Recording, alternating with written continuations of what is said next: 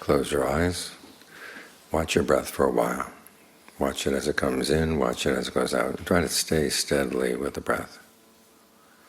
The more steady you are here as you watch the breath, the smoother it's going to be.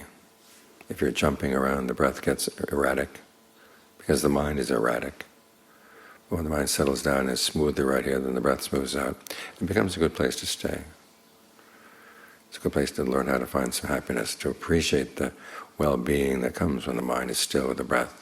The breath energy feels good in the body. It's not too long, not too short, not too heavy, not too light. You can experiment for a while to see what kind of breathing feels best right now, and maintain it. You build a sense of well-being inside that doesn't have any of the outside problems that come with looking for happiness outside. The Buddha tells you that there are many different ways you can find happiness. He points out the different ways. By being generous, you develop wealth. By being virtuous, you are more and more likely to be reborn in a high realm, like the human realm or above. And when you meditate, you develop some wisdom. And it's the wisdom that makes the other two things safe. Because when you get wealth but you don't have wisdom, it can destroy you. Same with having a human birth. You look at all the human beings around us, all kinds of people. And the less wisdom they have, the more damage they can do, both to themselves and to other people. It's through the wisdom that you learn how to be safe. And how do you develop wisdom? Well, one, you get the mind still, so it can watch itself. When you understand what's coming up in the mind, then you realize that certain thoughts, if you follow them, are going to take you in a bad place, and you can say no. And it's good to say no right from the very beginning. Not wait till they get really strong. When they're strong, they're hard to fight off.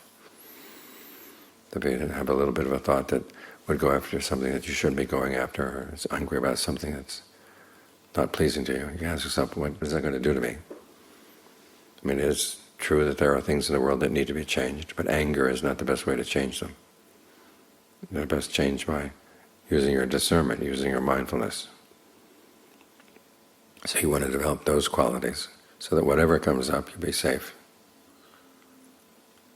Because so many things in the world, so many kinds of happiness in the world are not safe at all. But the safety that comes from wisdom, the happiness that comes from wisdom, that's genuinely safe. So look after it.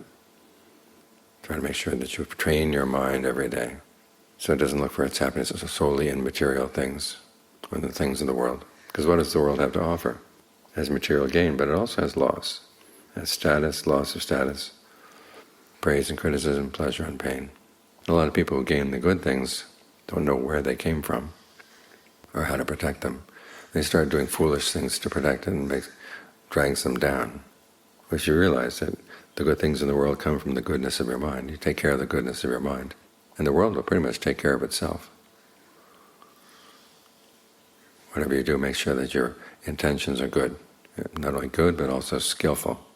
Because we can go through life meaning well, but if we don't pay real attention to the results of our actions, we can do a lot of damage. But if you pay attention, say, I act on a good intention, the results didn't come out well. Look more carefully into your intention, look more carefully into the situation. You'll come to see things that you didn't see before, because you're willing to learn.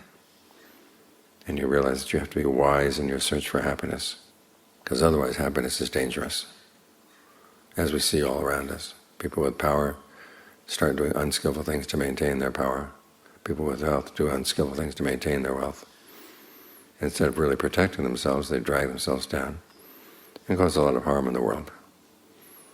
So you want a happiness that's really yours, a happiness that comes from within, that's really safe, doesn't cause any damage to anybody. That kind of happiness is possible too. So think of the Buddha's teachings as a buffet table, offering different kinds of happiness. And he recommends the ones that are most lasting. Of course, it's up to you to choose, but try to be wise in your choice. You'll benefit, and the people around you will benefit as well.